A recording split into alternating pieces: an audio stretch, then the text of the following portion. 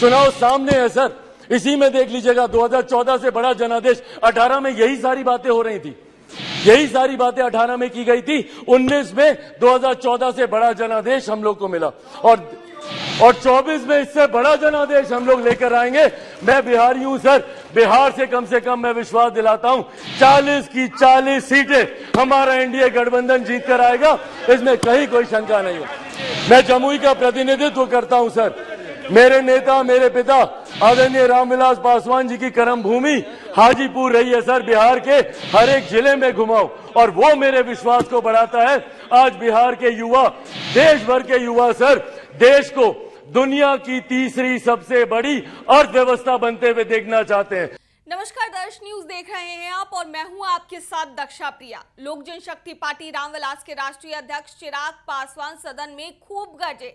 जी हां, उन्होंने मुख्यमंत्री नीतीश कुमार को लेकर भी काफी बातें कही हैं। वहीं चिराग पासवान ने अविश्वास प्रस्ताव को लेकर भी अपना वक्तव्य रखा है। मणिपुर घटना को लेकर भी चिराग पासवान बोले हैं। क्या कुछ कहते नजर आ रहे हैं सदन में चिराग पासवान, आइए आपको सुनाते हैं। सर, इस सदन में आए अविश्वास प्रस्ताव के विरोध में अपनी बातों को रखने के लिए मैं अपनी पार्टी लोक जनशक्ति पार्टी रामविलास की तरफ से सर मैं खड़ा हुआ हूं। सर, इस सदन ने कई अविश्वास प्रस्ताव इससे पहले देखे, पर मुझे लगता है ये अपने में एक ऐसा अनोखा अविश्वास प्रस्ताव है जिसमें अविश्वास सरकार के प्रति कम बल्कि विश्वास बढ़ाना अपने इस नए गठबंधन के प्रति ज्यादा प्राथमिकता दी जा रही है।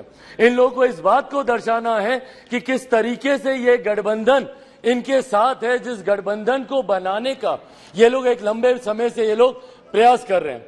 सर, ये अविश्वास प्रस्ताव पे चर्चा हो रही है सर। यकीनन सरकार की उपलब्धियों को बताना भी जरूरी है, पर उससे पहले जिस उद्देश्य के साथ इस प्रस्ताव को यहाँ पर लाया गया है मणिपुर को लेकर, उस पर सर मैं जरूर अपनी बातों को यहाँ पर रखना चाहूंगा।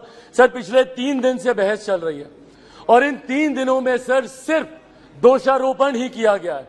सिर्फ यहाँ पर बातों को दोष लगा कर बताया गया है, किसी ने भी यहाँ पर समाधान देने का प्रयास नहीं किया। सर, आरोप प्रत्यारोप की राजनीति में मणिपुर के लोग वहां बैठे सुनने का प्रयास कर रहे हैं कि हमारी बेहतरी के लिए आपने क्या किया।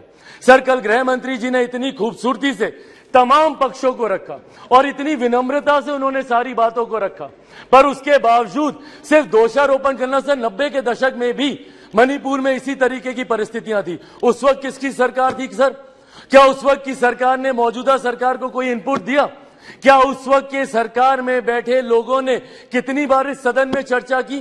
कितनी बार किन लोगों ने उस चर्चा का जवाब दिया? कल तमाम ये बातें आदरणीय गृह मंत्री जी ने रखी। सर, ये लोग गए थे मणिपुर, बहुत अच्छी बात है, जाना चाहिए ये, पर सर ये कलेक्टिव रिस्पॉन्सिबिलिटी होनी चाहिए, सेलेक्टिव रिस्पॉन्सिबिलिटी नहीं सर। जो लोग मणिपुर गए थे यही लोग सर बिहार भी गए थे। बिहार में क्यों नहीं ये लोग गए दरभंगा? क्यों नहीं गए ये लोग अरवल? क्यों नहीं गए ये लोग मुजफ्फरपुर? अभी बछवाड़ा में सर एक छोटी सी बच्ची के साथ दुष्कर्म करके 10 साल की बच्ची, उसको तेजाब छिड़क कर उसको जलाकर मार दिया गया। उसके शरीर को अपने ही घर में 10 फीट गड्ढे में उसको दफना दिया गया। दलित महिला के साथ सर मुजफ्फरपुर में दुष्कर्म करके उसके शरीर को 2 टुकड़ों में काटकर अर्धनग्न व्यवस्था में सर खेत में फेंक दिया गया। क्यों नहीं गए ये लोग वहां पर? अपने गठबंधन को तो मजबूत करने गए, पर क्यों नहीं ऐसे परिवारों से जाकर मिले? तो सर ये सेलेक्टिव रिस्पॉन्सिबिलिटी जब निभाते हैं, सर हकीकत है देश के किसी भी कोने में किसी भी मां बेटी के साथ ऐसी घटना हो रही है तो वो अक्षम्य है, वो निंदनीय है और उसको कोई बर्दाश्त नहीं कर सकता। और उसमें पूरे सदन को सर एकजुट होना होगा। कल गृह मंत्री जी ने जिस तरीके से अपील की सर, पूरे सदन को इसमें एकजुट होना होगा। इसमें आप आइसोलेट करके नहीं देख सकते कि जहां आपकी सरकार है वहां की घटनाओं को आप छुपाएंगे और जहां दूसरों की सरकार है वहां की घटनाओं को आप उठाएंगे। आपको चर्चा करनी होगी बंगाल पर, चर्चा करनी होगी आपको बिहार पर, चर्चा करनी होगी आपको राजस्थान पर, चर्चा करनी होगी आपको कर्नाटका पर। सर ये देश एक है सर, आप इसको ऐसे टुकड़ों में बांटकर आप नहीं आइसोलेट करके आप अपने विषयों को उठा सकते।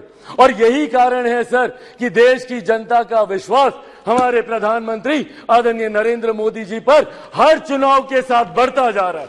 और वो दिन दूर नहीं सर, 2024 चुनाव सामने है सर, इसी में देख लीजिएगा। 2014 से बड़ा जनादेश 18 में यही सारी बातें हो रही थी, यही सारी बातें 18 में की गई थी। 19 में 2014 से बड़ा जनादेश हम लोग को मिला और 24 में इससे बड़ा जनादेश हम लोग लेकर आएंगे। मैं बिहारी हूं सर, बिहार से कम मैं विश्वास दिलाता हूं 40 की 40 सीटें हमारा एनडीए गठबंधन जीत कर आएगा, इसमें कहीं कोई शंका नहीं है। मैं जमुई का प्रतिनिधित्व करता हूं सर। मेरे नेता, मेरे पिता आदरणीय रामविलास पासवान जी की कर्म भूमि हाजीपुर रही है सर। बिहार के हर एक जिले में घुमाऊं और वो मेरे विश्वास को बढ़ाता है।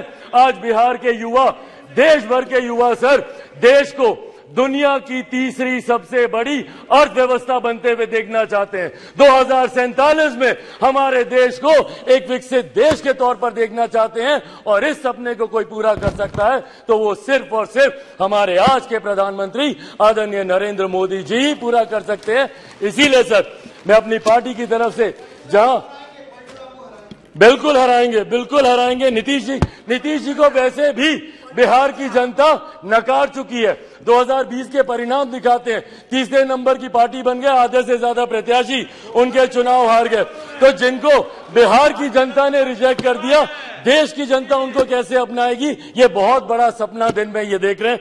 इसी के साथ सर मैं इस सदन में आए इस अविश्वास प्रस्ताव के विरोध में अपनी बातों को रखते हुए लोक जनशक्ति पार्टी रामविलास पूर्ण समर्थन हमारी एनडीए की सरकार, हमारे मौजूदा प्रधानमंत्री आदरणीय नरेंद्र मोदी जी को देती है।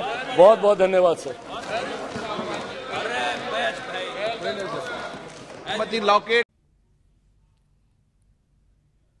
तो सुना आपने क्या कुछ कहा चिराग पासवान ने सदन में मुख्यमंत्री नीतीश कुमार पर उन्होंने जमकर निशाना साधा है। वहीं मणिपुर की घटना को लेकर भी उन्होंने साफ तौर से अपना बयान दिया।